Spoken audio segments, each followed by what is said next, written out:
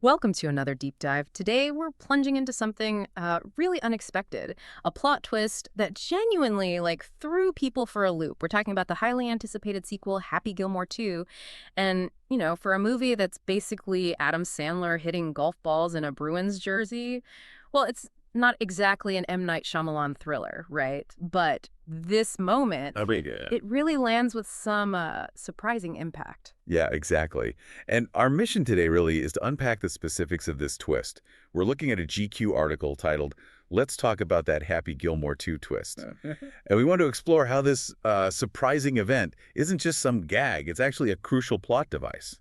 And, well, it even contributes to a deeper, maybe even profound theme in the film. Deeper themes in Happy Gilmore. Okay, I'm intrigued. It's definitely an unexpected layer, especially for a golf comedy. That's what makes it so fascinating to talk about. Okay, let's dive right into it then, because this twist happens incredibly early in Happy Gilmore 2. We're talking, what, 3 minutes in? Something like that? About 3 minutes, yeah. And Happy Gilmore accidentally kills his wife, Virginia Venit, played by Julie Bowen. And how? How does he do it? With a golf drive? A too forceful one? On Mother's Day, no less. On Mother's Day, wow. The article even mentions this visual detail, a comical but, tragic reaction shot.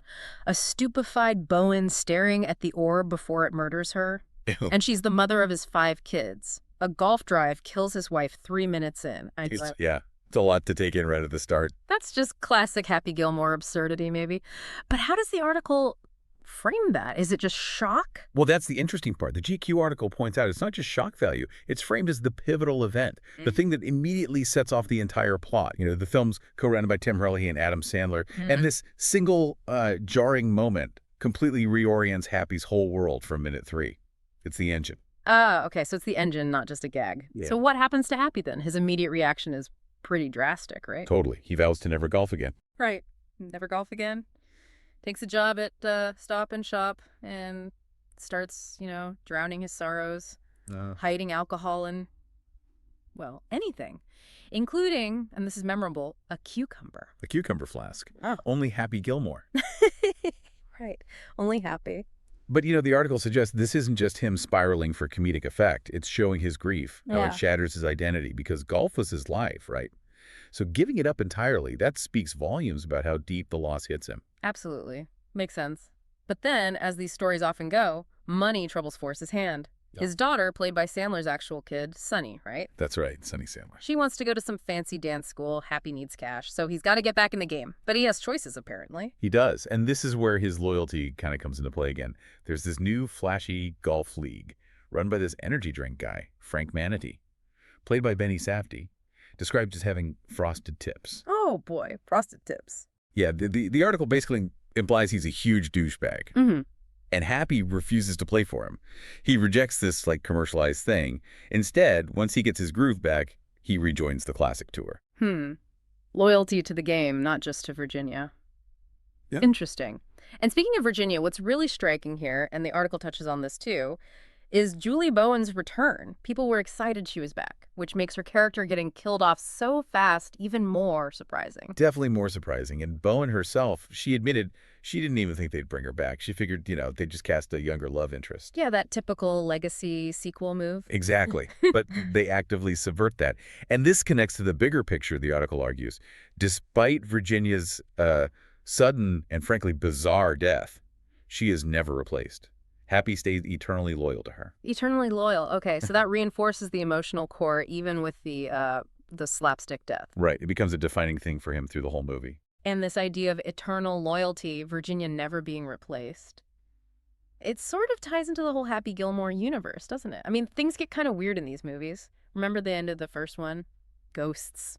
Abraham Lincoln waving from the sky. Oh, yeah, totally. The metaphysical stuff is already there. So it shouldn't be a complete shock, maybe, that Virginia's death doesn't mean she's, gone. Precisely. She's not entirely gone from the film. She visits Happy in his dreams.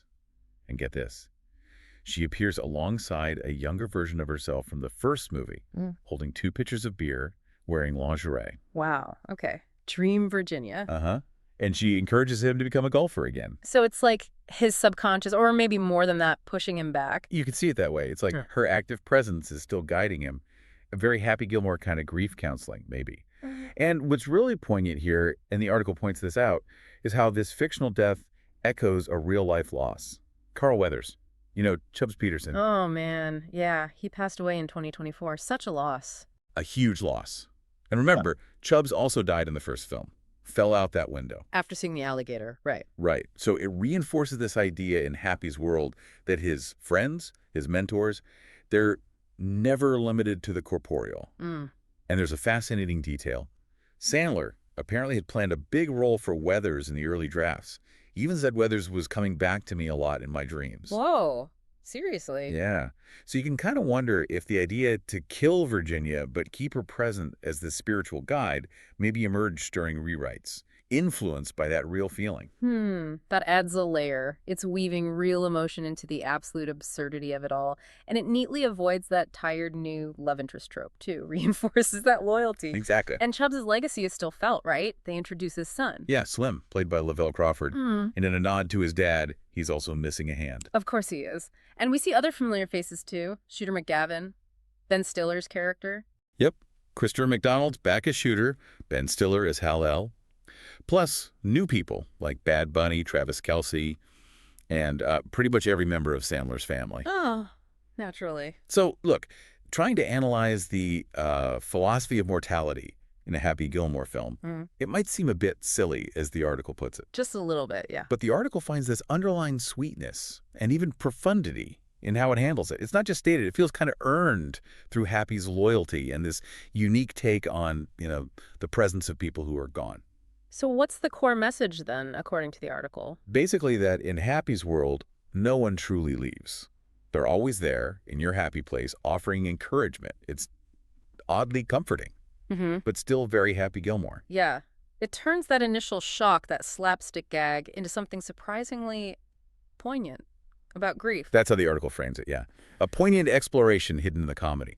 It really is remarkable when you break it down like that, how Happy Gilmore 2 seems to blend its, signature slapstick and crazy scenarios with these themes: loss, loyalty, enduring presence.